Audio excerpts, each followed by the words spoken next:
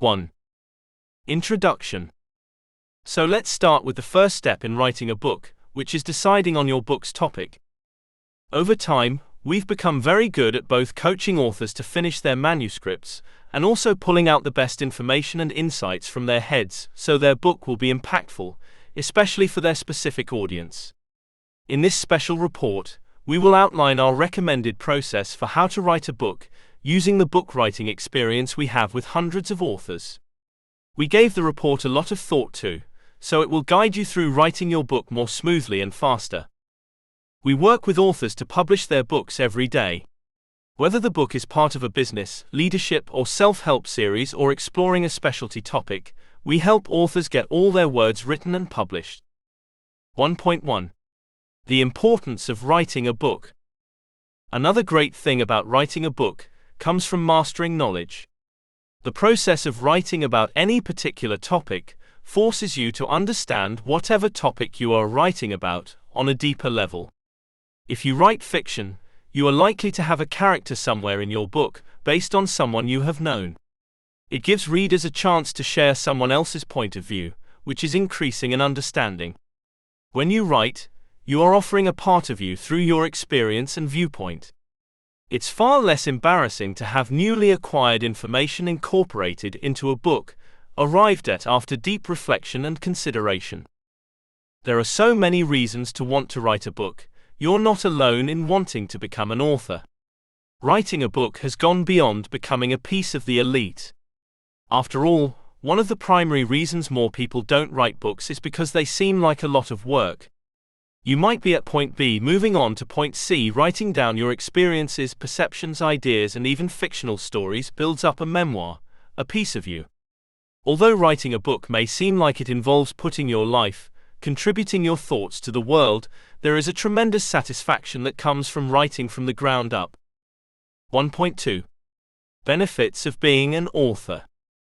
Being an author can also be quite profitable, if you're prepared to consider your book as a business. Wealth is certainly not going to happen simply because you wrote a book, despite yesterday's promises from the book publishing horse, with desire to sign with or without your book proposal.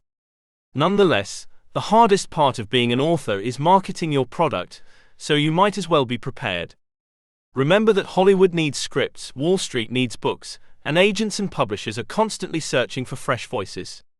Given this is a world of mediocrity and hype, quality rises quickly. Individuals of distinction are rightfully recognized and rewarded with worthwhile contracts and agreements. Many freelance writers supplement their income with their books. And of course, the more knowledge the writer possesses about marketing, which is simply the art of satisfying others' needs, the more worth it his products will be. Besides a serious amount of good karma, writing a book is a creative outlet that can be extremely satisfying. It also makes you an author. A book, an essay, a blog, even a vision or a business plan, it doesn't matter. If you wrote it, you're an author. And if you know something that others don't know, and that you can support financially by providing draw from your passion and unique nature, those people are your readers. That's exciting. When your readers connect with you on an emotional level that generates some sort of response, which can include encouragement, support to buy your stuff, or even criticism, they become your first fans. How fulfilling is it to do what you love, help people, and create die-hard fans? 1.3. Overview of the writing process. Various perceptions of the place of the writer, including connected material that can help guide your writing and align your story. Book writing software phrasing reveals more about you and your pleasant prospects toward book ownership, more than the tools you use to write a book. If you invest in a clear understanding of your writing style before you write about anything, you will be able to accomplish more while benefiting with increased respect and value with everybody involved in your book project. A book writing software package can help you make sense of what you're doing and tie your advancing intentions to appropriate publishing talent. Your book writing software must add another layer of respect and appreciation to every effort you make to enhance your title. Writing on your own discipline's rejections or suggesting new writing methods might also offer opportunities to build credibility. Overview of the writing process. Before you can start writing incredible content, you will need at least an intermediate understanding of the basic principles of writing. The key to getting started before you have anything to write about is to write. Whether you write in a journal, blog, or other medium, writing can help you make sense of pain, find happiness, and solve problems. Smart people write down the answers to whatever puzzle is spinning around in their mind, and then they start writing about it. Items you'd want to write before you start putting your thoughts on pages might include querying the publisher, mapping out the book using sticky notes, or reverse engineering an already published item. There are at least a dozen different book writing software programs, ranging from free to hundreds of dollars. Subjects connecting websites include specialty companies where you can answer as few as 10 questions about the book that you want to publish, along with 5 strategic next actions. Products typically come with pricing plans that make book writing software ubiquitous. Introduction: flex your writing muscle. Getting started. Once you have a book deal, you may also have a contract that specifies deadlines for presenting your publisher with different parts of your manuscript. These deadlines can be great motivators for your writing. If they are not, and if you don't need an advance to support writing your book, then it's best to draft the whole book before you start selling it. Otherwise, you'll resent the time spent writing the proposal that really should have been spent writing the book itself. The useful rules to remember are: if you're writing non-fiction, draft the whole book first. If you're writing fiction, write the whole book, but take your time in the beginning and get feedback on either the idea or the first few chapters. Then keep going. If you're writing for young people, write the whole book and take into account notes on voice or style. If you really know what you're doing, if you're writing a very long book, if you have contractual obligations to submit partial manuscripts by certain deadlines, or if you're on a deadline to submit to a competition, start with a proposal or partial manuscript for the early phases, then finish the entire draft. Okay, you're ready to start writing a book. Here's a guide to the process. Writing a book can be a long process, but don't be intimidated. Even new authors often have great success and sell big in the self-help or fiction genres. Self-help and fiction books are easiest to sell to traditional publishers, and for those, you must generally write an entire manuscript before contacting a publisher. Additionally, you'll benefit from the support of a literary agent, and will need a good query letter to land an agent. For a non-fiction book, however, you may be able to sell the book first, especially if you're an established specialist in your field. Most non-fiction books are sold on the basis of a book proposal, often with 1 or 2 sample chapters that show the publisher the style of your writing. 2.1. Finding your writing inspiration. Challenge. A writer is given a challenge, which could be physical, emotional, or spiritual. Writing can be your response to someone else's challenge, a debate, or a dare. Reading. Have you ever read a book that was about you? Writers are often readers first. You could be inspired by another writer's book to write about your own experiences. Championing. You may be inspired by a person you love, admire, or respect, like yourself. Your loved one's encouragement can push you onto your book writing path. There's no magical way you'll get to a place in life where you want to write. But in all likelihood, this desire will hit you due to a variety of influences. Here are the major ones you should watch for. 2.2. Setting clear writing goals. There's no one right goal for a manuscript. Your goal is just another tool to help you identify where you fit into the process. You'll find in this challenging work it's essential to check in with your goals every now and then and ask, is this still what I want? All goals are equal in the eyes of your manuscript. No goal is intrinsically better than any other goal. There are different ways to approach your book to be able to help you reach your personal goals. Reach your goals. What good are goals if they can't be reached? Now it's time to get clear about your goals. Are you writing just for fun? Want to focus on a small niche to share your expertise? Desire to become techie, to be well known and make money by launching several books? Or want to write a major book for a major publisher and win a literary prize? All of these goals are totally appropriate and can be equally well crafted into a successful manuscript. 2.3. Creating a writing schedule. To make sure your book writing process lasts and is effective, consider the following rules about your writing schedule. Choose a reasonable writing schedule. Before you start your book writing process, appoint a regular time period for writing your book and make sure you can stick to this schedule most of the time. Write every day at the same time. Choose a writing spot and stick to it. Start with a small goal of 30 minutes. Track your progress. Always stay accountable. If your schedule allows it, accountability partners can keep you from backing out. Make your deadlines. Make a good effort to stick with your schedule, keep the time you've committed to writing, and meet your writing milestones. Your writing schedule matters most during the start of the book writing process.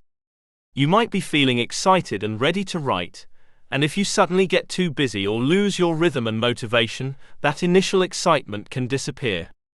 It's imperative to jumpstart your book writing process with a schedule that will last and work for you. Crafting your book idea. Writing a non-fiction book proposal, like any other business proposal, is a competitive, time-consuming process that can require authors to pull out all the stops to get noticed by the right people. If you have a killer book idea, get prepared. Write a convincing proposal that instantly connects with whoever reads it. The purpose of a book proposal is to provide an introduction to the author and their book. It is only one step in the methodology that must be undertaken. Understanding this is essential.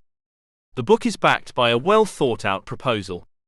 Although many books do not require the extensive preparation that these proposal submissions require, they are necessary for a professional presentation.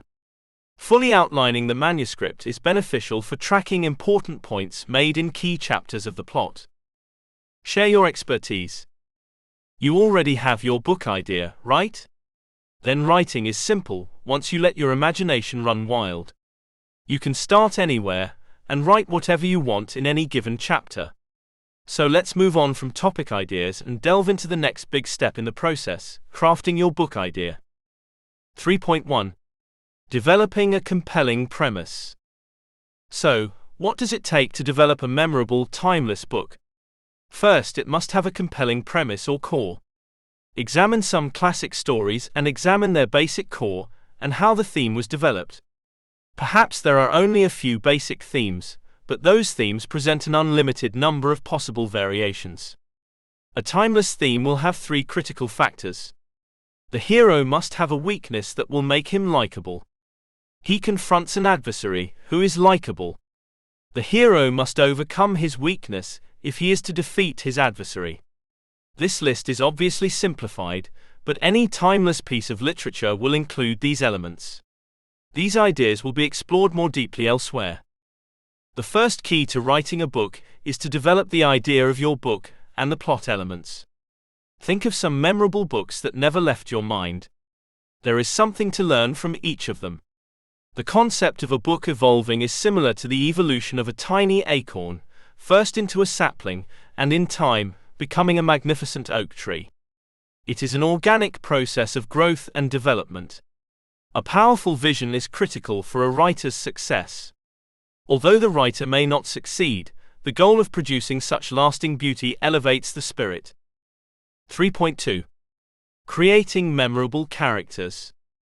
For the explorers, writers who can identify more with the mechanics than the overall picture, it might be easiest to approach character creation by completing comprehensive character profiles.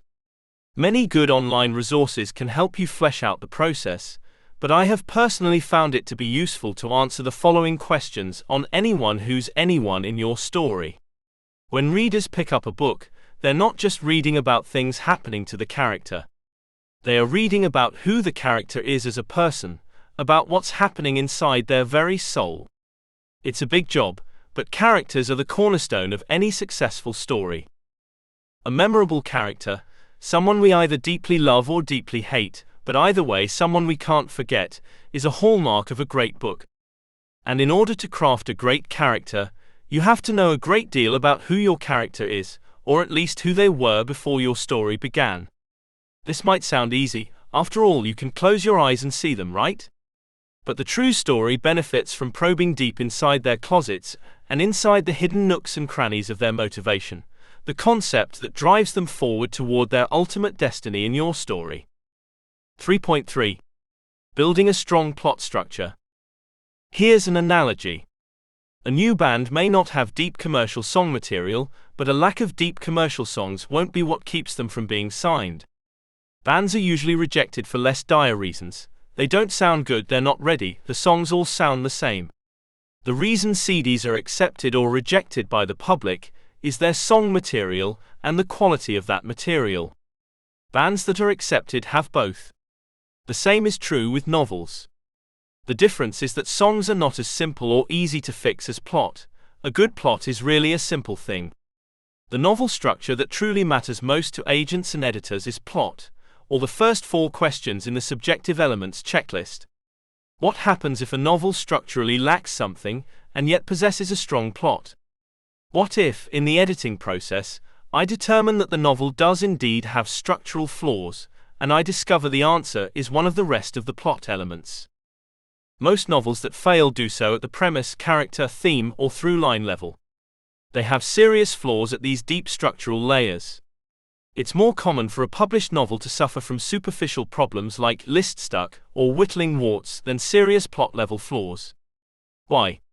Most published novels possess a strong plot structure. That's why they were published. But a simple lack of plot structure doesn't cause a novel to be rejected, only to wallow at the query stage. Research and planning. After you've done your research, it's a good idea to create an outline. Once you have an outline, it will be easier to quickly craft a work around your creative decisions because you've already made them. It's a bit of security to fall back on when the going gets rough. Remember that you're not wed to your first outline. Consider it a tool to help you frame your decisions, a guide to keep you on the path rather than the path itself. You may find yourself needing to deviate time and again, but at least your map is there. It's information overload, but using tools like character sheets, timelines, and extended plot beats will save you headaches later on. These may feel like stalling tactics at the moment of waiting real work, but they're just as crucial. What's the sense in being your work forward if you're only going to trip yourself up? Your effort to stay organized will pay off. In the early stages of writing a book, it's particularly important to get your research and organization right. Without knowing what you're dealing with, it's difficult to execute it well. Therefore, make sure you understand what kind of book you are writing, say a memoir, an academic work, or a novel, and what constraints your genre will place on it. Do your research when it comes to the action of your book, the setting, the time, the language, the behaviors, etc. Don't skimp. Your readers will pick up on your reluctance or inability to flesh out key parts of this world. 4.1. Conducting thorough research. Of course, there's no way of knowing a theme before starting to write, as it's what comes naturally. It's inspired things. Ideas that stem from personal anecdotes, projects that the author is working on, commentaries about the world around them. However, going to a search engine and checking the first few results, whether or not any sites are actually bookmarked, can contribute a lot to the way an idea is worth pursuing. While searching, the sense of fulfillment that comes from finishing a project will grow as a product. While good ideas should be the only reason that a project should be pursued, backing things up sometimes does create an extra spiritual momentum that gives any great writing project a lot more fire and value. When writing a non-fiction book, the majority of its content is information and advice. How do you know the knowledge and advice you're providing is accurate if you're not well versed with what you are covering? Of course, a considerable portion of any information in any book should be personal anecdotes or stories about the author, but putting in some background and fact-checking certainly can't hurt anyone, can it? This is something that cannot be done through popular opinion or popularity itself. Otherwise, books and articles about the most far-fetched ideas would be the most intellectual pieces of writing in library collections. It's sheer statistics and facts that people are drawn towards if they want to know something. 4.2. Outlining your book. The outline is where we take care of the foundation work before we put up the framing and cover the house. Many writers will tell you that once you're ready to put words on the paper and type on your keyboard, the outline drives everything about your writing process from here on out. You will be stretched out on a mental rack throughout the process, under tension to make sure what you write stays true to your story structure. It's worth it because when applying systematic outlining, you can write upwards of 2,700 words in a 45-minute session, with an average word count of 99,000 words in under 8 weeks once the 5-act structure has been established. If you're anything like me, your writing really begins before you start putting words down on paper. It begins with ideas in your head. Planning your book is essential. It's a huge time saver. Catch a vision for what your book will be about. You need to know before you start your publisher's descriptor. This is crucial because every word you write and every breath you take needs to lead back to that central theme. Once you get started on the specifics of your story's key events, you need to know what direction you're heading in. 4.3. Creating a writing environment. If you feel more comfortable writing in a hotel room or in a new city, change your environment. If you have a full or part-time job and a family, you will have to work more diligently at carving out the time you need. Too many potential writers make excuses. They think they do not have time to write, or they are not in the right place to find creative inspiration. The fact is that personal motivation is the driving force. Any emotional traumas or alterations in your standard pattern of writing behavior will have some effect on your style. In reality, preparing to write may be more demanding than the writing itself. Make sure that you are ready to get started, and that you are interested enough in the process to sustain you for the length of your work, which may take a year or more. See yourself as a coach and organizer, rather than a writer. You are setting up an environment which fosters writing by providing special time, space, materials, and attitudes. Diligent preparation is key to producing a good product. Writing techniques. Something that many aspiring writers overlook is the fact that you can learn a lot about the craft of writing simply by looking over and analyzing some of your favorite books. What techniques does the author use in order to create a certain atmosphere? What successful structural and character techniques have been used in the book? The intelligent answer to these questions may well be the answer to your entire book writing problem. One of the primary pieces of advice for anyone wishing to develop their skills as a writer is to read. Do not only read books within your chosen genre, read books of all kinds. This exposure to many different writing styles invariably helps writers to develop their own unique voices, and hopefully equips them with the necessary skills and vocabulary to produce a high standard of writing. Within a more immediate context, reading a chapter of a good quality book before you take up your own pen can be a great way to set you in the right mood for writing. 5.1. Overcoming writer's block. One of the best ways of subverting writer's block is to fight fire with fire, sample some of the best in-quality books available on the market, and do some brainstorming around their characters, their writing style, the writing voices that they display when narrating, the universes that they navigate, the way their characters relate to one another, and so on. Prompts abound for these themes, so feel free to use the process that works better for you. Writer's block. 2 relatively innocent words that tell most authors that they will never be able to produce a single word for their novel or any other creative writing piece, right? Wrong. There's absolutely nothing to these words except what you make them be. There are many myths about writer's block, such as that it's some sort of dramatic, paranormal phenomenon that only affects blocked authors, when it's actually simpler and more mundane. Writers' lack of inspiration can be caused by lots of factors, such as lack of interest, lack of time, a stressful lifestyle, problems with the technological part of writing, for example with setting up a blog or website if you're publishing by yourself, but ultimately all it takes to muddle it through is a dose of self-discipline and commitment to put some effort into the project, a bit of thinking about the ease of feeling the point of being an author or a blogger, and the process offers an escape comfort zone for many introverts as well. 5.2. Finding your writing voice. Your writing voice is essentially your primal writing muscle's best work. It is the essence of your stories, the life in your characters.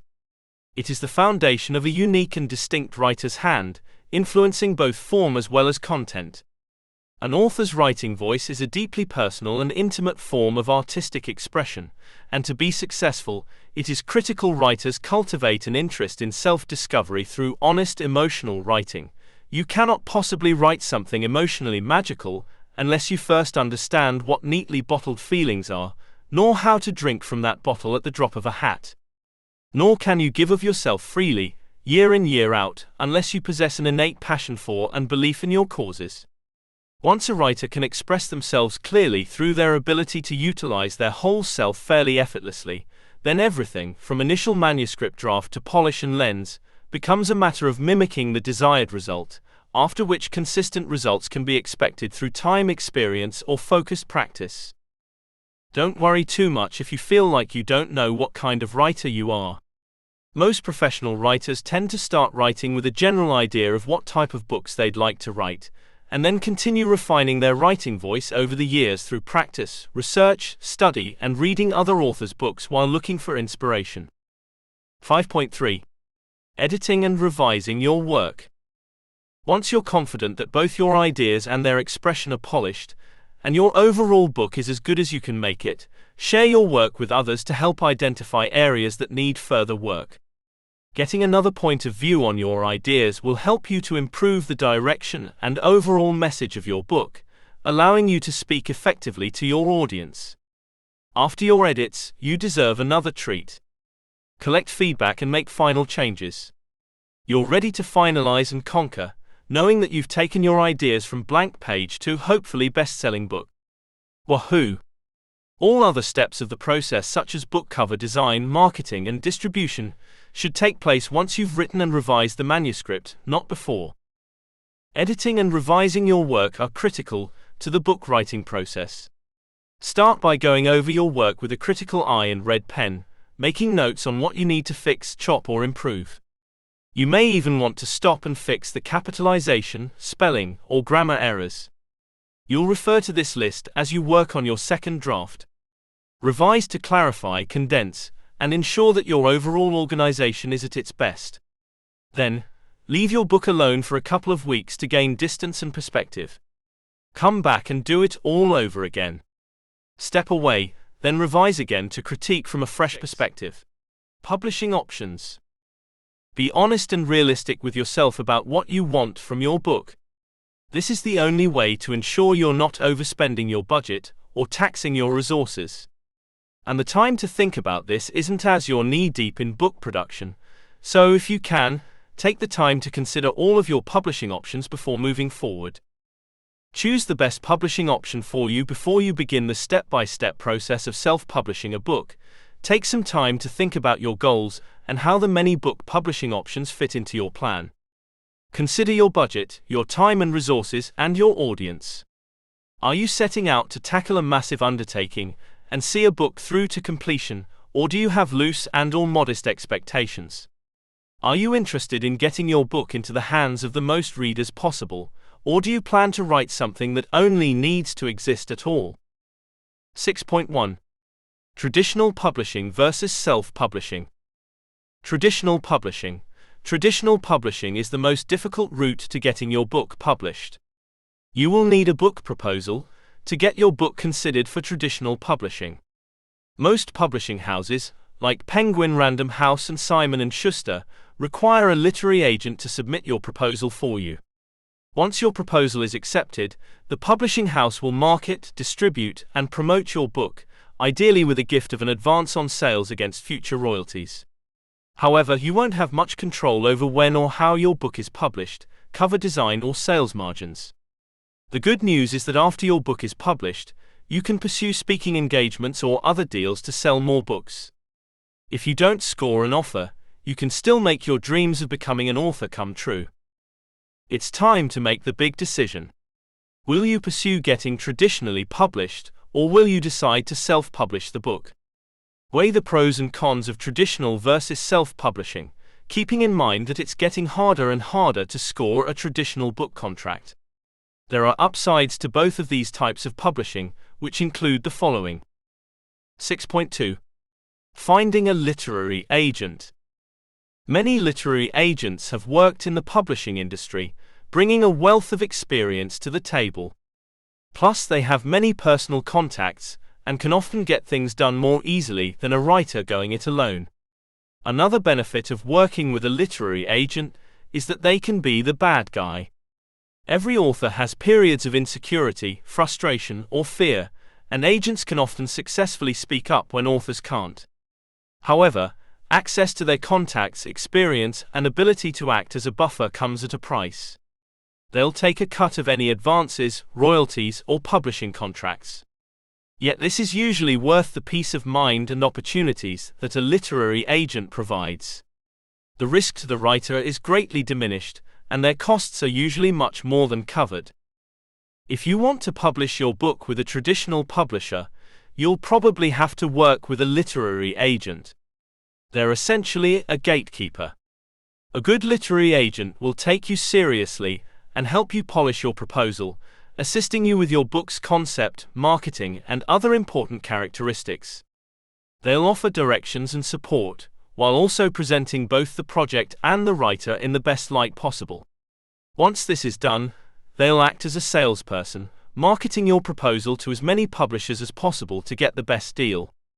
Most large publishers don't accept unsolicited manuscripts, so it's impossible to submit your proposal directly, making their agents even more essential.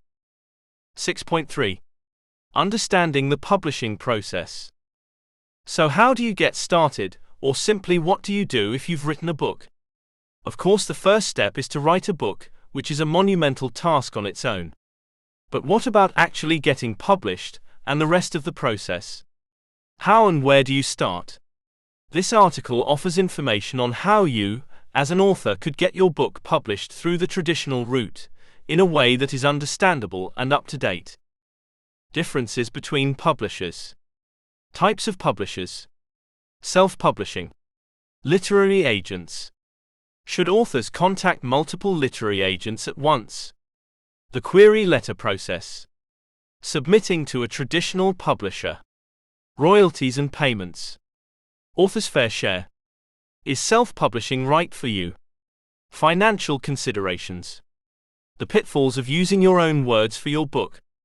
The book proposal. Understandably, understanding the publishing process is confusing, especially if you're writing your first book. Are you supposed to start writing? Do you need to approach a publisher? Some writers focus less on understanding the publishing process, not wanting to be distracted with the technical. However, I don't think this is a very good approach. Understanding the publishing process could actually help you as a writer. When new writers understand the procedures, they can plan with a focused path and vision. Building your author platform. Although it is a good idea for a first-time author to have an author platform, it does not have to be simply based on selling books. An effective author platform shows that you can communicate your message to a large group of people. And good ways to do that are through social media and blogging. When you have a blog with readers, you will have a built-in audience for your book. Your blog can actually be the tool you use to publish your book in the first place. In this non-fiction market, ebooks are growing in popularity, so you could actually publish your manuscript on your blog. Then when it comes time to publish your manuscript, you already have a built-in audience. And your blog could be your first book proposal. Yes, I said it, your proposal could already be written and ready to go. You can simply download your blog and use it as a sample of your writing. You can also show a potential publisher the number of people reading your blog. In some cases, you may be able to show a successful advertising stream, so everyone will understand how you can transfer blog readers to book buyers. One of the most important elements of your book proposal is your author platform. Your author platform is simply the number of people you are reaching with your message. This is the number of people who are reading your blog, following you on Twitter, and are Facebook fans. It is the current number of people on your email list and your level of influence on social media. Your author platform is important because publishers realize that you cannot rely only on book sales to make your book successful. You need an established community of people ready and willing to buy your book. 7.1. Creating an author website. A favicon is a little symbol that shows up on the browser tab bookmark list, and history of sites. It's a branding element. Icons are typically created in a square format. Geometrically, they present best that way. To make a favicon for your website, create a 16px square image of your author logo or graphic, and find an online favicon generator. If you don't already have a logo or design for your author identity, you might first want to create that in a variety of square sizes, then use the favicon generator. Hosting and domain name, navigation, homepage, about page, book page, goodies for readers, blog resources, contact page, shopping cart, social proof, privacy policy, favicon, essential security measures. In today's digital world, every author should plan to create a website. Whether you aim to publish your book independently, are seeking a traditional publisher, or hope to attract readers and speaking opportunities, having a professional website is invaluable. The following are key decisions and tasks to consider as you create your author website. 7.2.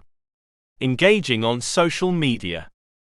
Many authors find themselves almost immediately overwhelmed by the idea of promoting their book, and the reality of their limited time and capacity to do so. To avoid this, and to set both yourself and the book up for success, we recommend beginning to build your platform early in the publishing process. We've outlined some broad approaches here that can apply to a range of different author types and books. You may need to tailor these to suit your book and unique authorial qualities. If your own preferences aren't represented here, we encourage you to consider which other areas of expertise you command, or things you are genuinely interested in having a go at, and working out how they can fit a strategy for success. The most effective way to connect with people as an author is to find the unique voice that resonates with you. The aim is to provide information, inspiration, and resources and materials that support conversations and connections. Successful authors converse with their readers on subjects they care about beyond their books. 7.3. Networking with other authors. Perhaps most importantly, by networking either online or in person, you'll learn various aspects of the business side of writing and publishing that you might not otherwise understand.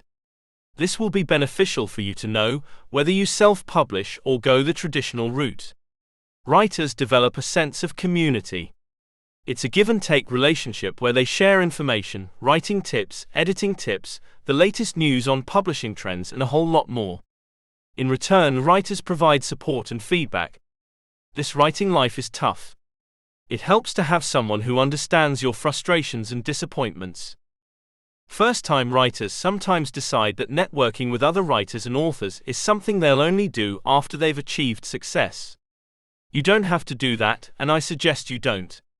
Get to know other writers, whether they're beginners, mid-listers, or are enjoying bestseller status.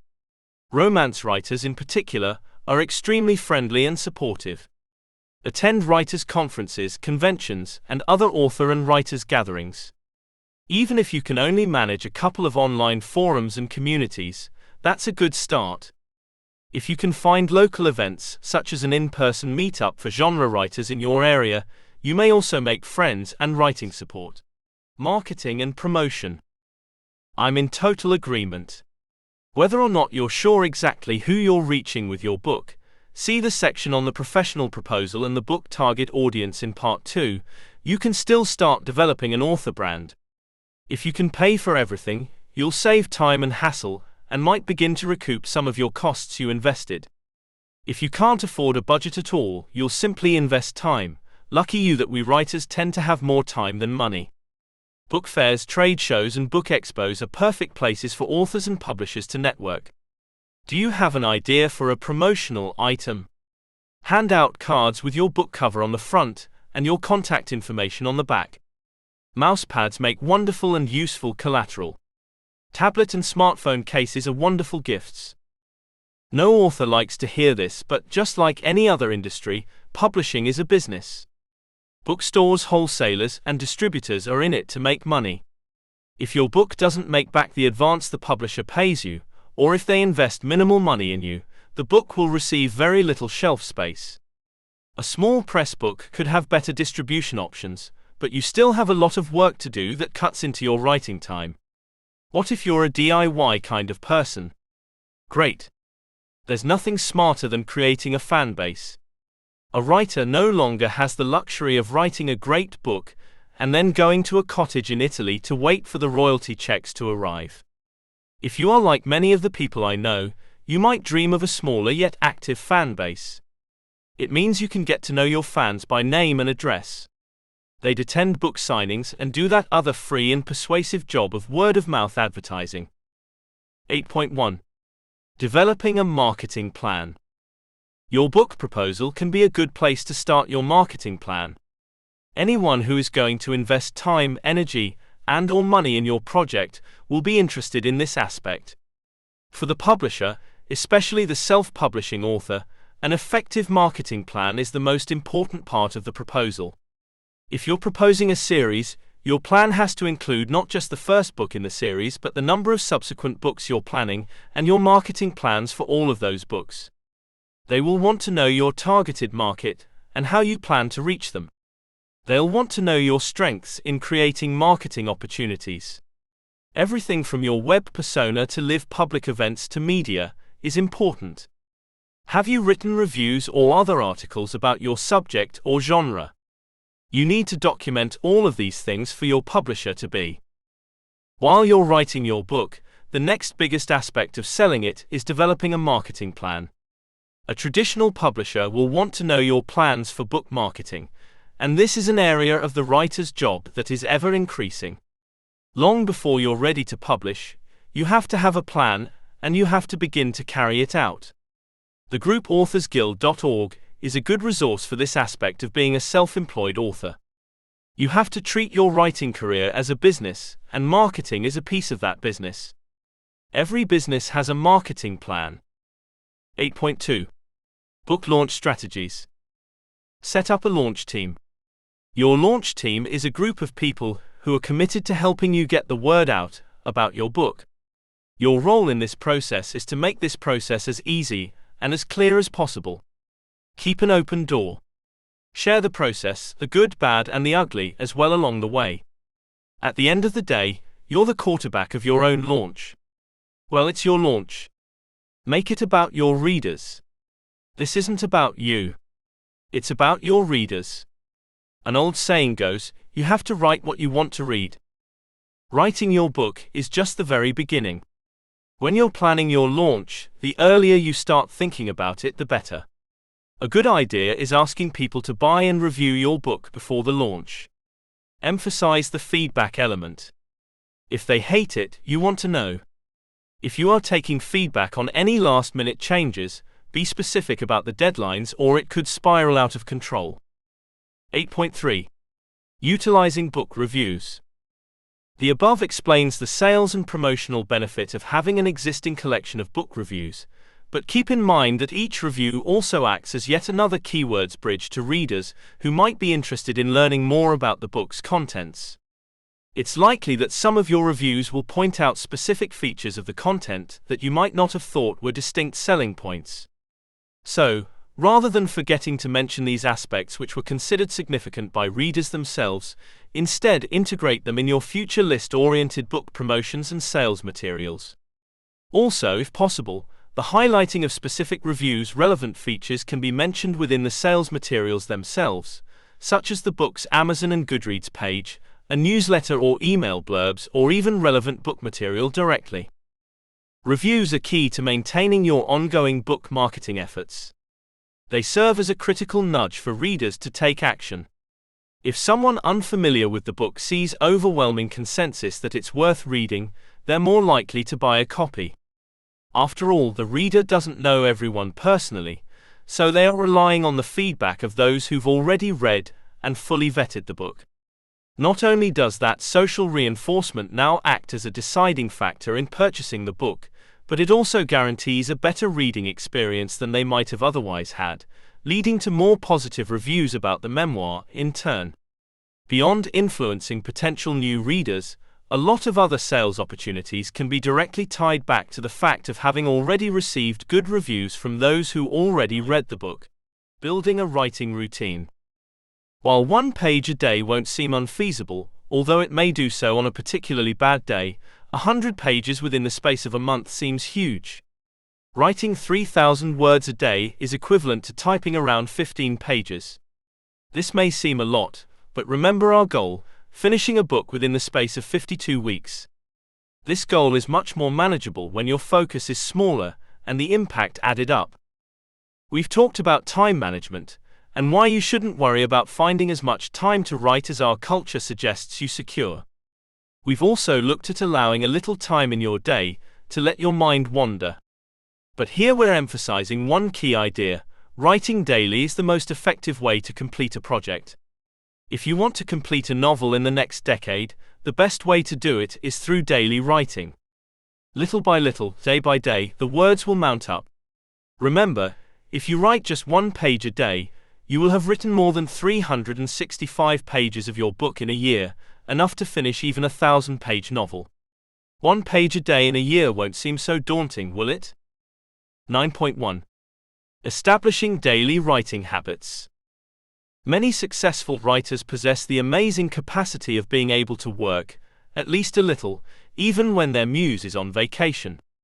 Every time you give in to the temptation of not writing, let it be known that you are making it more painfully difficult to begin your writing work the next time. When you study the daily schedule of an experienced writer, you will see that they are always writing or thinking about writing. They do this whether they have any internal motivation to write or not. Just because you do not want to work on your book, does not mean you can't work on it. Refusing to write until your muse gives you the go-ahead is not going to work for you in the long run. At some point you must get words on the page whether or not you feel like it. Most writers don't have an issue with motivation, but discipline, which can be challenging, especially in the early writing years. Every writer writes at a different pace and on different days.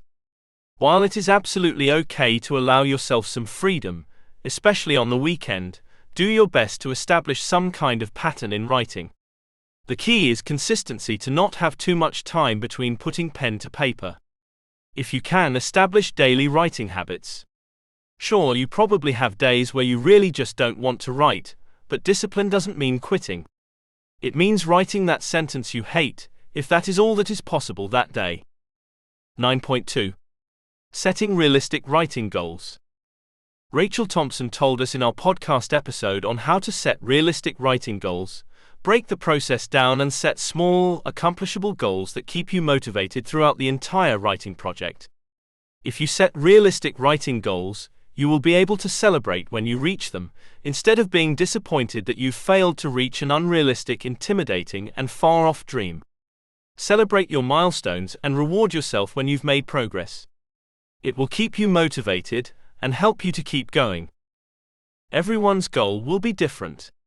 Some people plan to write their book in 30 days at the fastest possible speed, while others are happy if they write a few hundred words each day. It doesn't matter. Your goal is your own and unique to you. All that matters is that you have a meaningful target and that you have to stick to it. Unfortunately, most people struggle to set realistic writing goals.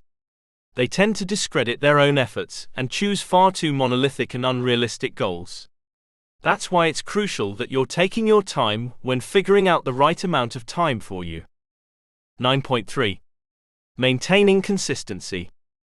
It's a question of creating those rules for yourself and then obeying them. If a character is missing from a scene, there should be a good story reason for it. If you describe a room in one way at the beginning of a novel, it should look the same at the end of the story, unless you have a good reason for changing it. Creating those rules and then obeying them can sound like hard work, or might come close to sucking all the joy out of writing for other people.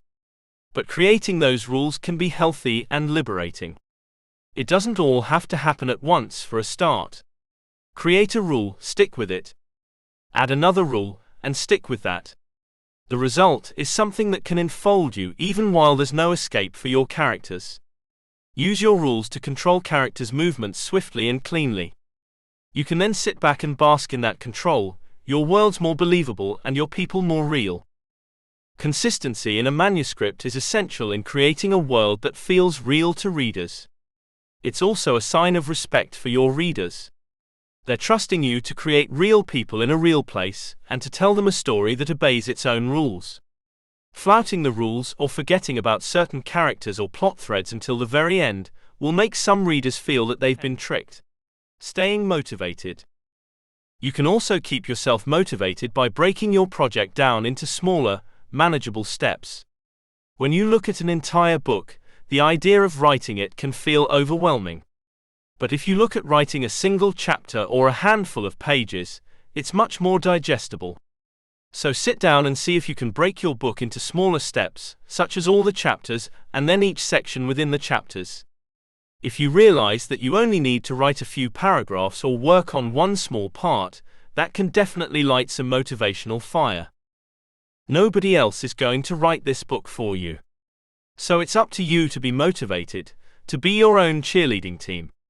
There will definitely be times you don't feel like writing your book.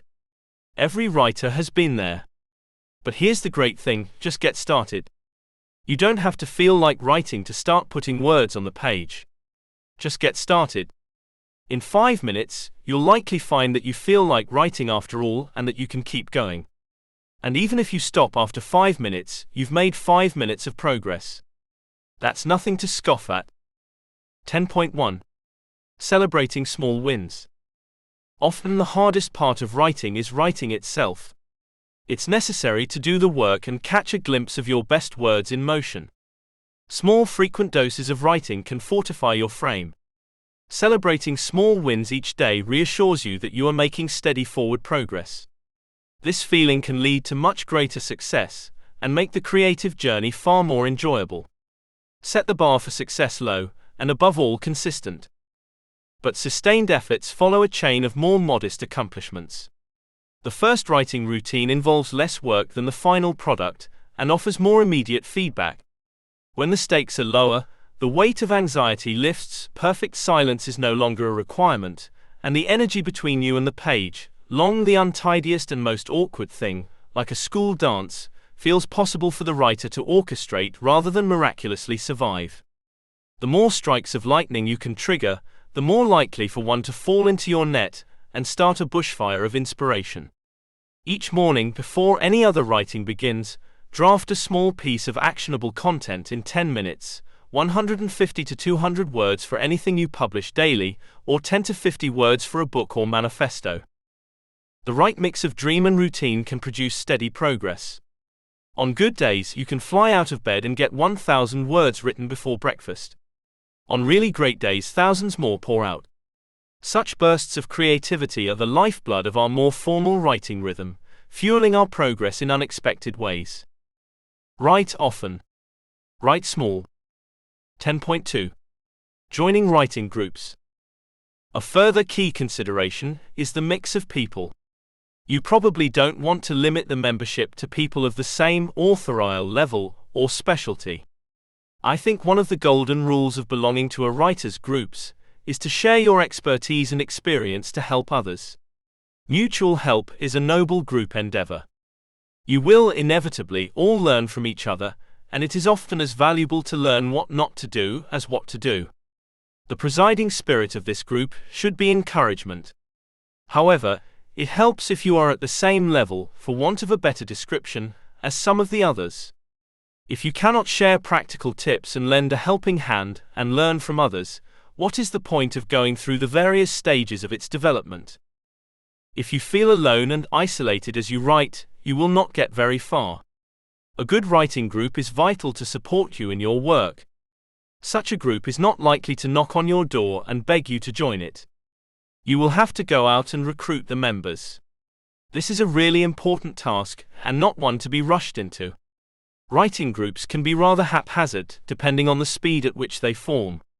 How many people should you have in a group? This is a good question, and I wish I had an answer for you. 8 is certainly the upper limit, and you might even think that 6 people begin to constitute an unwieldy crowd. 1 or 2 others would be a good number. 10.3. Seeking feedback. If using the services of an editor is an option you're considering, and you haven't used an editorial service before, it's crucial to seek advice and recommendations. People who have published books will have experiences and information to share about every aspect of the process, from hiring professional editors to choosing cover artwork. Seek and heed any information you can gather, from other writers you know, from writers' groups either online or nearby, or people you know who have edited or published books. Above all, keep a healthy perspective regarding the comments and suggestions of professionals. If someone picks the work apart, takes exception to the characters you've established, or suggests you rewrite your plot, the ultimate decision regarding the changes, rewrites, deletions and additions lies with you. It is your book, and you must remain true to its theme and your reason for writing it.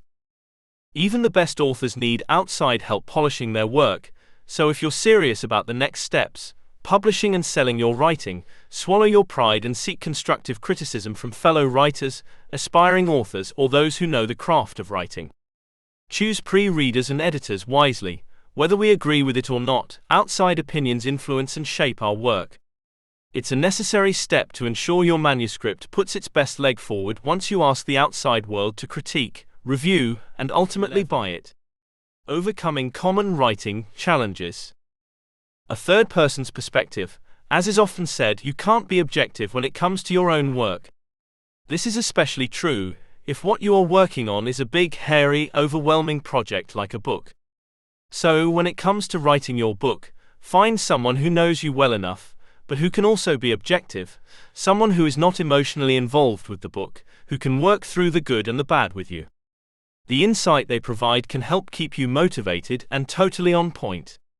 And never underestimate the power of a good venting session to help with a monumental writing project. Writer's block. It's the fear of every writer, the words just won't come. Or when they do, they aren't quite what you had in mind.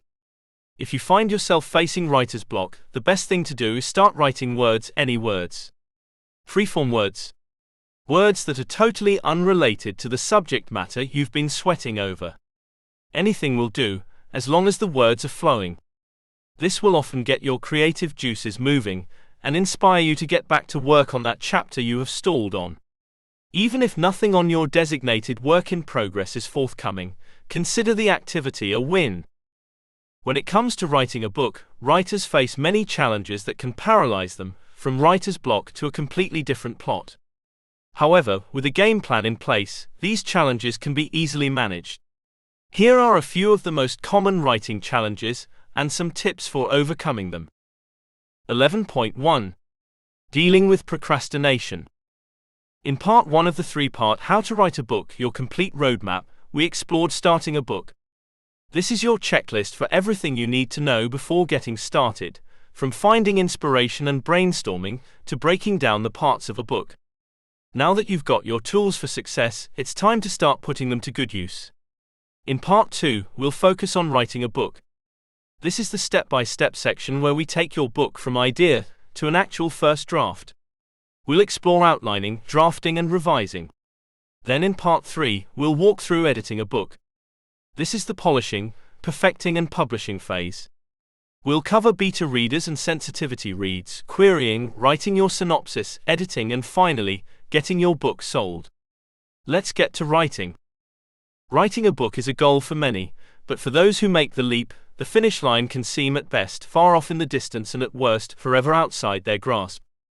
There seems to be a book writing hurdle for every phase of the writing process. One of the most common for writers at every stage of the game is procrastination. Whether you're doing everything in your power not to start, struggling with writing a first draft, or finding reasons to avoid finishing that final polish, there are specific techniques you can employ that will lead you to a completed manuscript, without the vague pit of dread nagging at the back of your mind. 11.2. Handling rejection. And then, be prepared for rejection. It can be crushing, unless you're ready for it and take it in stride. The process of submitting a book proposal can take a lot of time. It's not unheard of for someone to work on the same proposal for years, tailoring it to try and meet a particular publishing house's needs. Just remember that you're not necessarily being rejected as a writer or as a person. It's just the work, and there are many reasons they might not want to publish your book. Keep in mind that the bulk of the sales for writers typically come from a book's advance and royalty, particularly when dealing with a traditional publisher. Be mindful of either creator-controlled advances or back-end deals, so you'll have leverage when negotiating a contract for a title. Be prepared for rejection. That sounds like a downer, but in fact, it's just a practical matter. If you've ever tried to submit work to a magazine, newspaper, or any other publication, you probably received some rejections, right? Everybody does. It just means you wrote a story or article that doesn't match the tastes of that particular publication. The only way to get around this problem is to specialize and focus on publications you know will be interested in your topics. But even writers who specialize often receive rejection letters. With book proposals, the problem is even more difficult. A book proposal is a brief outline of your book, the plot, characters if it's fiction, etc., plus your qualifications for writing it. You typically need to send a proposal to a literary agent or a publisher. You can't just mail the book. After you finish your proposal, research several agents or publishers who specialize in the specific genre or audience your book is written for. Before sending the proposal, read the submission requirements on their website. Most publishing professionals will detail what they'd like sent, and they might even list guidelines for writing a proposal or tapping into a book's market. Follow those guidelines exactly. 11.3. Balancing writing with other responsibilities. Set goals.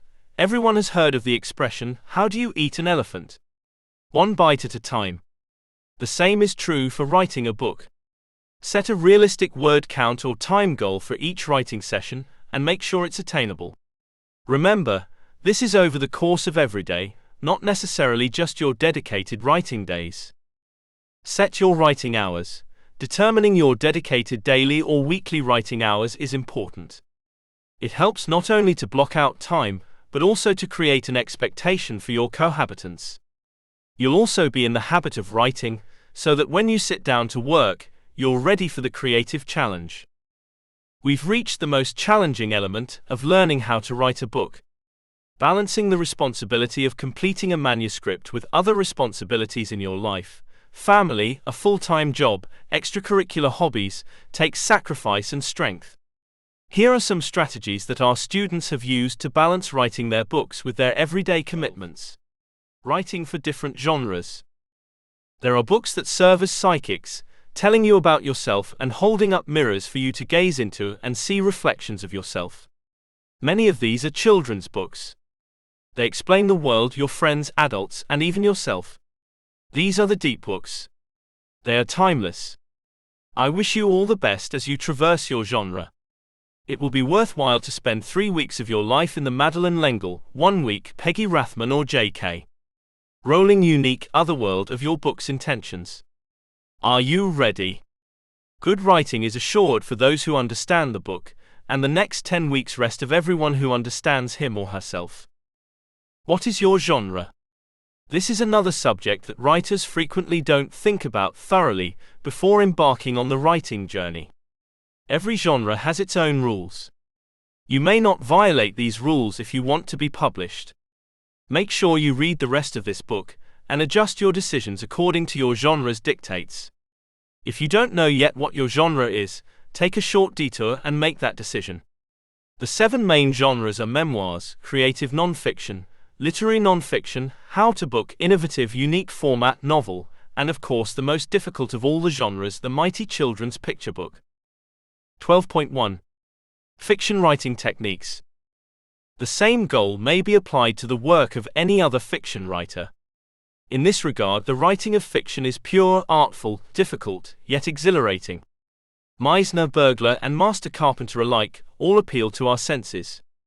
Each is capable of invoking an emotional response that is specific, local, and concrete. Speaking of Nicholas Pileggi's Mob Cop, a noted reviewer said, "Jerome's book accomplishes that most difficult of tasks, bringing all its subjects to life, and in doing so it brings to life a significant portion of 20th century American social history." Any fiction book should have as one goal, telling the truth. This applies to all writers of fiction. It's likely this is why good fiction transcends national boundaries and speaks to all humankind. After all, human nature is pretty much the same the world over. Fiction writing requires unique and distinctive skills, along with a fertile imagination. The objective of fiction is to create an experience for the reader, to transport him or her to another place or time. What's required to do this? Simple: the convincing rendition of main characters building to a climax that results in change. The fiction writer is an artist. He or she makes facts into art, capturing a moment in time, as well as human actions. To maintain plausibility, the artful writer crafts his narrative in such a way that it doesn't stretch the limits beyond the reader's willingness to suspend disbelief. The work of serious fiction should appeal, no matter how briefly, to all the senses of the human animal. 12.2. Non-fiction writing strategies. Research. It is essential for a non-fiction book to have a strong research base. The more thorough your outline and the more knowledgeable you are about your topic, the easier the research becomes. After you have pretty well figured out what goes into each subchapter and what the key points are, you can then decide which points need further backup from other resources. This will be your guide in researching your material. Use search engines and library databases and grab whatever relevant books, papers, or other publications you can get your hands on. On the way, take notes. Then start writing. Once you have finished your first draft, a big job still lies ahead, making quotations, examples, and analogies fit seamlessly into your text and rewriting your text where necessary. This research-driven approach will make your book as actionable and resourceful as it can be. Use a good non-fiction book structure. Many non-fiction books fail to sell because the authors didn't organize their book in a clear and interesting way. Non-fiction writing strategies. The first step is to get all the ideas for your book out. You don't need to write a chapter at this stage. Instead, list the things that need to be included in the book. Once you have all your ideas down, put them in an order that makes sense and divide it into larger groups. These large groups will be your chapter structure. Then divide each of these into smaller groups, which will be your sub-chapters. When you break the book into these sub-chapters, think about a logical flow for the reader to go through. At first, do this on paper. Then jot down 3 to 5 key points for each subchapter. This is your starting point. You can add more as you research. 12.3. Poetry and creative writing tips. As writing styles go, poetry is definitely one of the trickiest, and it's discussing that poetry's toughest trick is to be able to carry meaning and evoke emotions with as few words as possible. Poetry is kind of like one of those exercise programs masochists paid hipster trainers to put them through these days. Everything you put into your work has to be there for a reason, nothing should be there just to take up space. Each word is a finely sculpted muscle, and each line is one of the client abs that are under the sweatband shirt but hidden from sight. And of course, everything has to be gorgeous about it. It's excruciatingly beautiful to look at, unless someone deliberately made everything grotesquely deformed. When you write poetry, every word you choose is incredibly powerful. If you're feeling that other topics about writing are irrelevant because you are sure you shouldn't be writing anything so formal as a novel, there are still plenty of ways to scratch that unique itch you have, that rare love for words or for a literary form. Some of these less common waters are poetry, short stories, essays or creative non-fiction, or even personal journaling.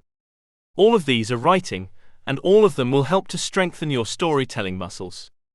If calling something like poetic feature or limerick writing will make it easier to get your butt in the writing seat, then by all means, feel free to think of your calling as a variation, and accept, you know, that you have a writing calling. You are a person that needs to tell stories, and something that you do is going to be absolutely wonderful. The editing process. The editing process is a marathon, not a sprint. Take some time off in between drafts. Trust me, opening that manuscript with fresh eyes is always revealing. When you do sit down to work through your next draft, focus on the big picture. Is there a character arc? Are there plot holes? Do you need to rework the ending? Are there ongoing themes? Make the big changes now. Once all the major edits are complete, you can lock focus on the smaller details such as proofreading the book for grammar mistakes and awkward sentences. At this point, you'll also have to write a book synopsis for agents, publishers, if you're seeking traditional publishing, or to provide to review sites or book bloggers, if you're acting as your own marketing team. The hardest step in becoming an author is the first. When you have a completed manuscript, it's much easier to take the next steps, such as finding an agent or self-publishing. But with an incomplete manuscript, the process can stall. By setting a specific completion date, you're more likely to work toward that goal. 13.1. Self-editing tips. 4. Combine your personal editing tips with the rules of grammar. Once you've completed a self-guided or self-teaching session, you'll find that you're able to work on almost any complex document or part of a document in no time. There is also the option, if you manage to edit a chunk in a reasonable amount of time, to apply for freelance proofreading work. These jobs are easy to get, pay well, and provide a fantastic education.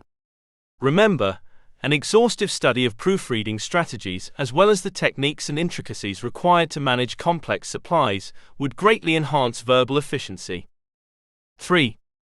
Get rid of as much secondary punctuation as possible, with exclamation marks being at the top of your to-do list. Not only does overusing secondary punctuation make you look like an amateur writer, but it can also be quite distracting. Remove the offending punctuation marks and replace the poor dialogue with something funny, clever, or shocking instead. 2.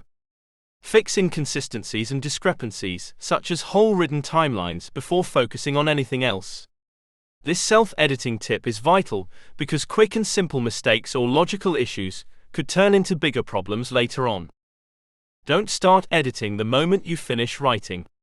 Put the manuscript in a box for at least 2 weeks, and fire up your computer only after taking a long break. After you've written a book, the first step is to perform some basic self-editing. Thanks to a few tips, you can accomplish this all while saving time and energy. 13.2. Working with professional editors. When choosing an editor, consider the level of help you need. Are you a first-time novelist who needs help with everything from grammar to plot? Then hire a full-service editor, also known as a developmental or 3-edit editor. Full-service editors mark up your manuscript as they do their reading, making comments and suggestions. Copy line editors focus on the smaller things like word choice, paragraph flow, and dialogue. With copy editors, expect to get some errors pointed out, paragraphs that are vague, awkward, or incomplete, and inconsistencies in characters, settings, and themes. In addition, you also receive an electronic check for errors in hundreds of styles, which should catch most of what the copy editor missed.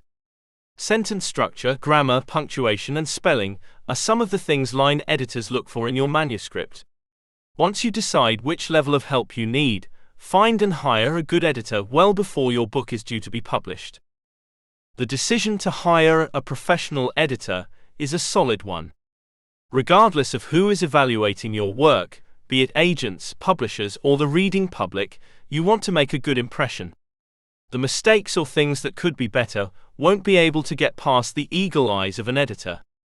Extravagantly, the envy of mediocre, mundane, and oftentimes confusing writing. 13.3. Proofreading your manuscript. The author should always do what's called a rule proof. That means read your manuscript word for word, characters and punctuation mark for punctuation mark, rule for rule. You just finished the manuscript, so the story is still fresh in your mind. The best time to take care of proofreading is right after you read the book through the first time. If you wait for weeks or even months, some of your eyes won't be fresh anymore, and your mind might start filling in the correct words instead of reading what is actually on the page. While a professional editor will perform a thorough proofread of your book, you should never send your script without reading through it yourself. Editors are human too, and sometimes errors do get through. Plus, even the best editor in the world is looking at your text with fresh eyes, and they can miss items that a second or third pair of eyes will catch. Proofreading your manuscript requires examining every word and every sentence for grammatical errors, misspelled words, and typos. Legal considerations for authors. The dollar dance of writing is essential preparation for you as an author. It will keep you in the clear when your writing begins to generate money. Below are a few guidelines about the legal side of writing. These guidelines are meant for writers whose primary purpose isn't to become legal experts. The basics of rights are to understand them, secure them when needed, and avoid stomping on them when you're on the consumption end of the equation. Create on your own steam, don't slip into infringing upon someone else's rights. Make sure your publishing contract is in order. Stay mindful of what you're doing as a purchaser. And most importantly, be vigilant when it comes to administering the rights that are yours. Phew. Keep these recommendations close, and you're on your way to avoiding legal roadblocks, and far more importantly, you're on your way to cashing the checks that your writing generates. When you know the law as an author, you're setting yourself up to be ahead of the game when it comes to administering your rights and money. It's vital to know the legal permissions of what you're creating, and that you're not inadvertently spending time and energy on creating something that isn't legally permissible. Conversely, if your goal is to use something that someone else created, you need to know what you can and can't do in order to avoid legal entanglements. Some of the most important laws for writers to be familiar with are intellectual property laws, which include the laws of copyright and trademark, laws pertaining to contracts, fair use, public domain, defamation, and privacy. You most likely won't be an expert after reading this chapter, but you'll have a basic understanding to get yourself prepared for a lifetime of writing. 14.1. Copyright and intellectual property. In real life, people who copy your book don't care if the book is copyrighted or not, or who is the copyright owner. Provided they can get away with it legally, they would still do so. One way is to add the copyright notice you created to your work. This notice is, however, not mandatory to obtain the copyright. Unfortunately, the notice doesn't protect your copyright that much, even if you register it with the Copyright Office. Copyright isn't so much about protecting a copyright, but more about telling people that a work is copyrighted and by whom. Current law requires that all published books have an ISBN, which is your petition to obtain copyright to your work. Copyright on your work is legal in most of the countries of the world. While it will be automatically copyrighted, you can also take measures to protect it. Several days ago, during your research, you also became quite web-savvy about protecting your work and secrets with an eye toward becoming a published author. When you are ready to publish, make use of this savvy and apply innovative web techniques to authenticate your work as yours. Once your book is written and published, you should take steps to protect it from being copied and distributed without your permission. Copyright protects the specific ways authors have expressed their ideas and prevents others from freely using a work without the author's permission. Authors of original work, such as books, automatically have their work copyrighted simply by creating them. 14.2. Contracts and agreements.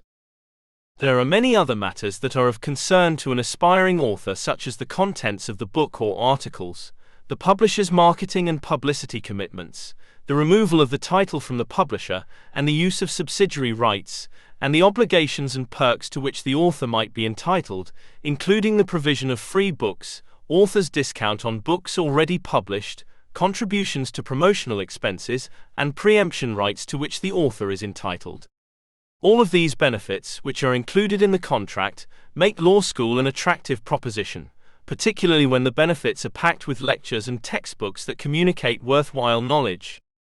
The publishing contract, sometimes called an author agreement or publishing agreement, is the contract between the publisher and the author by which the writer agrees to produce a specific work within a stipulated period of time. The contract outlines the rights and responsibilities of both parties, and spells out how eventual profits will be shared between the publisher and the writer, who has a choice of agents to represent him. The main features of the commerce-oriented publishing agreement are the nature and scope of the rights granted by the author to the publisher, the method by which income from the published work, in whatever form or media, is to be divided between the publisher and author. 14.3. Understanding royalties. There are two types of royalties: a royalty percentage on hardcover books and a royalty percentage on paperbacks. Just to give you an example, a typical percentage of royalties from a hardcover book is 10% of the first 5,000 copies sold, 12.5% after 5,000 copies, and a typical percentage of royalties from a paperback is 8%. Generally, You can also establish rights to derive income in selling your manuscript. When you sign a contract with a publisher, and in exchange for an advance, you assign only certain rights and for a certain number, in a certain language and for a certain period of time. After, when the publishers regain the assignment of the transferred rights, then you can write a contract with another publishing house for another edition in that language. So don't be afraid, you can write more books even from the same manuscript. The last convoluted topic we need to cover is royalties. This is something you don't have to worry about when thinking about writing your book. However, it's something you need to think about after you've written your book and are considering publishing it. First, how a publisher determines your royalty can be found in their standard book contract. And regardless of what the publisher is and what it contains, you should be aware of the following terms as pointed out by literary agent Nathan Bransford. A. List price, the actual price that the book is listed for. B. Wholesale price, the price bookstores and online retailers pay for the book, usually 50% of the list price. C. Royalties, how you get paid. Building a writing support system. Having non-writers in your life is also wonderful. We spend so much of our time in our own minds. Sometimes it is nice to be with someone who doesn't think about writing as often as we do. It can provide balance. It can also provide you with an escape from writing land. When you come out the other end, often, the writing and story come to life. It is also important to have personal support. It is often difficult, working for years on one project, to keep going. We get down, sink into a pit of despair, and think the worst. Having family and friends to comfort and support us is critical. Keep going. You can do it.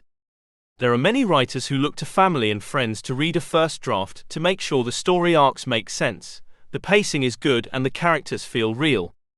Just as with writing contacts, if you are lucky, you will find willing readers who will not only read one book but stay with you as you write many books.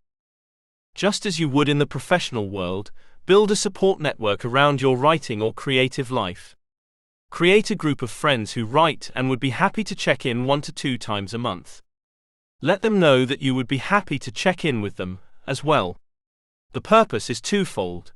Not only do you develop accountability and people to share your frustrations, ideas and support, but you also have beta readers at the ready when you are done with your book.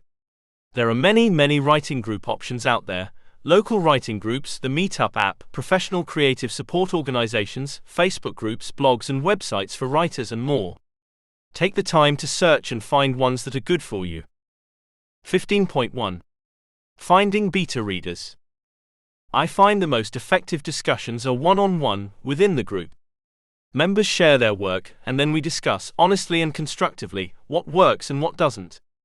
Group members who can participate in a number of these sessions gain a better understanding of the elements of writing and receive more useful feedback because we know each other's work. The group can then engage in broader, more in-depth critiques from a base of familiarity with the author's work. While other group activities can benefit a writer, nothing beats the detailed, well-thought-out input you'll receive from a group committed to your work. You can usually find critique groups in your community or at your college or local schools. Good readers can help you polish your prose before you submit your book for consideration. If you're not familiar with the term beta readers, they are simply part of your target audience that has agreed to read your book before it is printed and sold commercially. Their feedback can be invaluable as you make final revisions before submitting your book to an agent or publisher. You can find beta readers in your writers group, among friends and inside your writing community. Family members who understand and will be honest about your writing are also a good choice. Be sure you deal with them on a professional level, providing your work far enough in advance that they can give your book the necessary time and attention. Make sure they understand what kind of feedback you need so they pay attention to your concerns. 15.2. Joining a writing critique group. Start by becoming familiar with the feedback sandwich. Did something not work? Ask questions about what wasn't working and create a conversation about it. When other people have the floor, listen intently and never argue about feedback. Remember, they do have a point, and they're attempting to help you improve your book, not tear you down. As we talked about in an earlier section, in order for good feedback, you need to give good feedback. And as important as it is to learn how to critique writing in a way that is supportive, constructive, and helpful, it is equally important to learn how to receive feedback. Extremely important writing tips, especially in your early stages as an author, is that while feedback is invaluable, feedback can also be overwhelming. Even if 5 people give you the same feedback, the way they deliver that feedback will be different, and you have to navigate through the different ways they deliver that feedback. By sharing your writing with a writing critique group, you get to exchange valuable feedback and have conversations about your work with other writers. If you're a non-fiction writer, it helps keep you on track and gives you a group to brainstorm with. If you're a fiction writer, it's a good way to keep tabs on whether or not your book is engaging and your characters are relatable. And for both fiction and non-fiction writers, it gives you a space to discuss what is and isn't working. 15.3. Working with writing coaches. Book writers pay writing coaches all the time. What's the value? Writing well doesn't necessarily come naturally to many book writers. More than anyone else, a coach understands the arduous journey of writing a book. The coach provides encouragement, guidance, and the solid support a writer needs to stay motivated and be more productive throughout this process. Coaching a writer allows the coach to help the writer develop and assimilate professional tips and techniques that exceed the mere collecting of feedback on their own writing. Writing coaches encourage a writer through difficulties and praise progress. They understand the emotions of a writer during the sometimes difficult writing process. That's the value in hiring a writing coach. A coach says, "Let's do it. You can do it," despite everything in the writer's life saying otherwise. A writing coach has some similarities to a developmental editor, but typically a writing coach is not paid to provide services. You might pay for a writing coach who operates as such as a professional. A writing coach is specifically a book writer's cheerleader in times of despair, and a professional who can help a writer work through problems they encounter in the writing process. A coach helps writers overcome blocks and frustrations, satisfy readers with clear writing, and take the writer's craft to the next level. Continuing your writing journey. You'd think that would be that, right? The editor waves her magic red pencil, and the book is done and perfect, ready to be shipped off with our love and kisses. But the editor is no magic fairy, even though she's a lady, and she has a lot in common with Pokey Little Puppy's mom, and there's still more to do. There's copy editing, for example, the nitty-gritty of making sure your manuscript is ready to turn into whatever all your readers are going to be reading. And did you know that proofreading is something different from copy editing? Bet you'd like to know who to thank for setting you straight on that when the process is done. This chapter is here to tell you all about what you need to know. Because it's time to revise your book, and you'll want it perfect now, wouldn't you? 16.1 Editing and revising. There are really only 2 big differences between the simple project you wrote and the professional product you want to sell or share with others. The first is editing, the second revising. You might have noticed that the steps in this book were spelled out, and in a different order from those in earlier chapters. This isn't accidental. A lot of writing time is sitting down and typing out words. Then you look at what you've done, note how and where you could make it stronger or deeper or richer, then go back to your keyboard and work some more. Then you look again. Each cycle is revision, which you guessed it, revising cycle a couple dozen to 50 times on a manuscript, depending on how far you were from your goal the first time around. You may actually spend more time revising than you do writing in the first place. Then, after you've done all the revising you're capable of, it's time to seek out professional help. That would be editing. Now that your book is written, you're ready to start the next stage on your journey. You've become an author, but in a way the journey is only just beginning. What comes next will depend largely on your goals and what kind of book you've written. 16.1. Setting new writing goals. To begin, you could set a goal to start building your writing habit. Then, you could set a goal to outline your novel. Finally, you could set a goal to write your novel draft. Each of these goals has smaller tasks or milestones that will help you get there, so don't feel like you have to tackle everything all at once. While there is no one-size-fits-all solution, there are some general guidelines that can be applied no matter what you'd like to accomplish. Finding the perfect length and balance for your writing goals ultimately depends on the unique circumstances in your life. However you define success, be sure to set your sights on what you'd like to achieve and chart your course. If you have a specific goal in mind, think about your long-term objective and how you can break it down into smaller steps in order to get from here to there.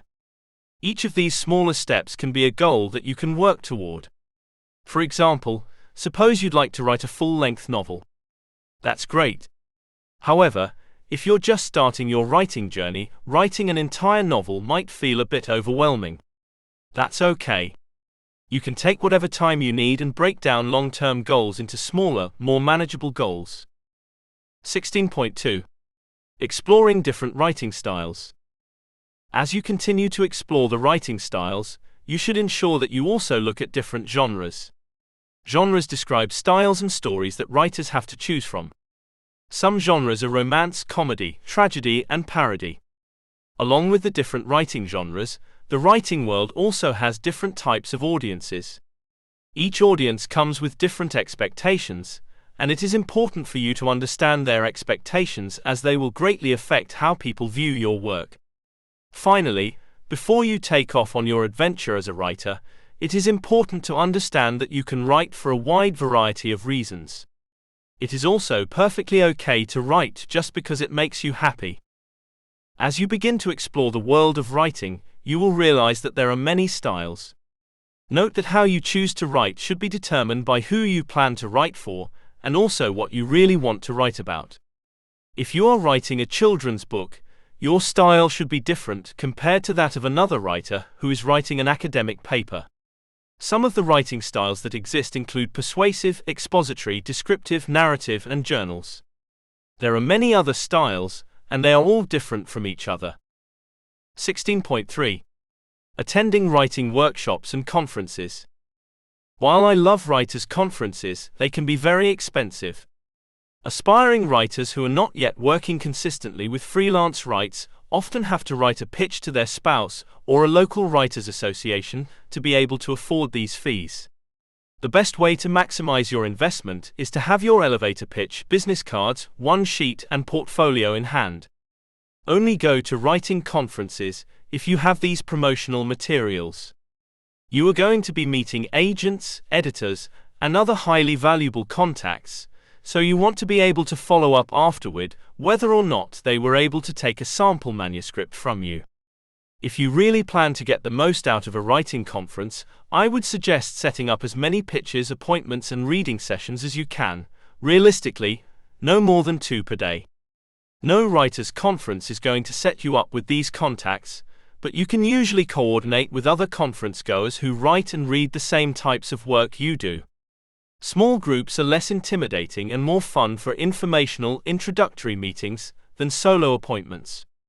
The cost of pitches varies greatly between conferences.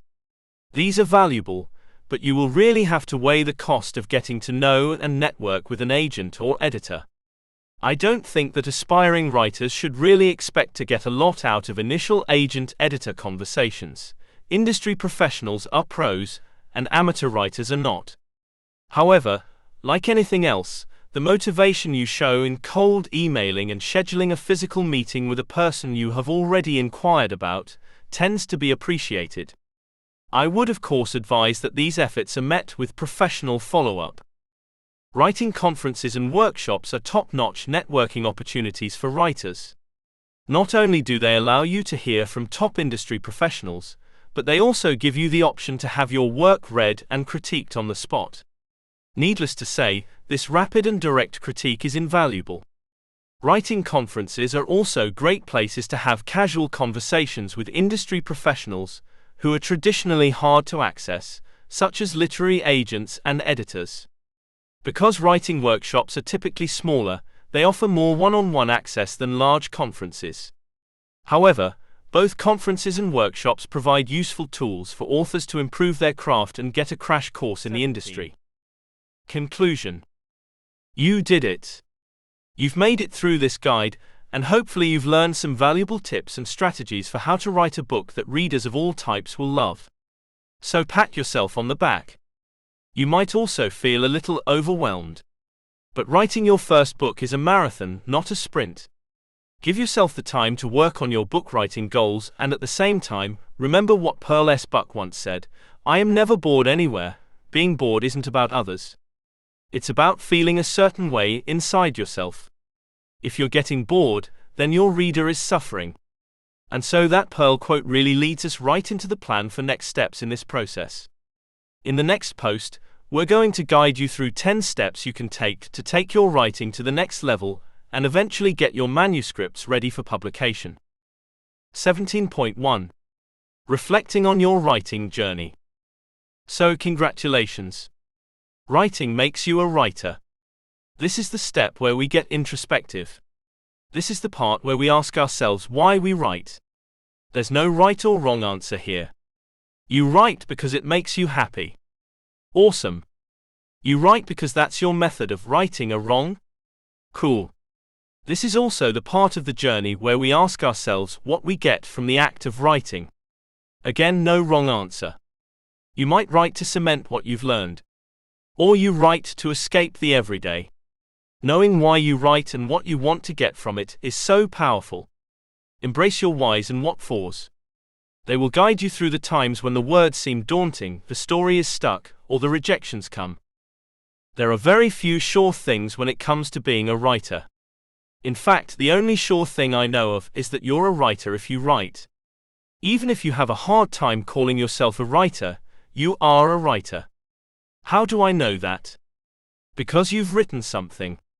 Maybe it was a grocery list or an email to a friend, but you wrote something, and that qualifies as being a writer. 17.2. Next steps in your author career. Do you want feedback on your book from an expert in the publishing industry? Are you planning to query literary agents and go the traditional publishing route? Do you want to produce your book yourself and have ownership of the entire process? There are many options that exist for the publication of your book, and you don't have to decide today what you want to do. You can continue to focus on your author career and developing as a writer first. There are many next steps and decisions that will be made, but for right now, take some time to celebrate and reflect on your significant achievement. After you finish your book, what comes next? Before you publish your book, congratulations. You wrote an entire book, and that's something to celebrate. Writing and completing a book is an impressive achievement. At the same time, you may feel a sense of sadness or emptiness at finishing your project, which is natural. But your author career is not yet over. It's time to move on to the next steps in the process of becoming an author and publishing your book. The most important steps to decide now are what your goals are for your book and then, which tasks you need to do to accomplish those goals. 17.3. Resources for further learning. Remember that every book has a prologue, introduction, beginning chapters, ending chapters, and a final epilogue or conclusion. What really makes a good book is a proper and well-developed cadence. Where many writers fall down is in trying to develop detail at a level of the familiar. The idea is to speed up the pace of writing, to accomplish the larger picture at less than the detail, not more. Then you return, and through editing and rewriting, accomplish the cleanup of fine points. Your writing will be on the chord, like the heart of a grand concerto that speaks to the soul, without having to detail each of the musical instruments themselves. Go on and write a terrific book. Plan ahead. If you follow a planned writing schedule, you will avoid the most common problem that writers suffer from: procrastination. There is even a proper time to procrastinate. Before you have gathered all the materials, the tools, and the strength of will to start writing, and before you have the outline firmed up, procrastination is okay. But once you understand the story and have the necessary materials and tools of the craft, start writing and continue to do so until you are finished. Take the top 1 to 3 books in your genre and read them each in turn. Keep in mind the model of the top 5 to 10 best-selling books. Read writing books. Your goal is to learn to write much better than those numbers 1 to 3 books, and you will learn from the books that are doing the best at your particular skill set,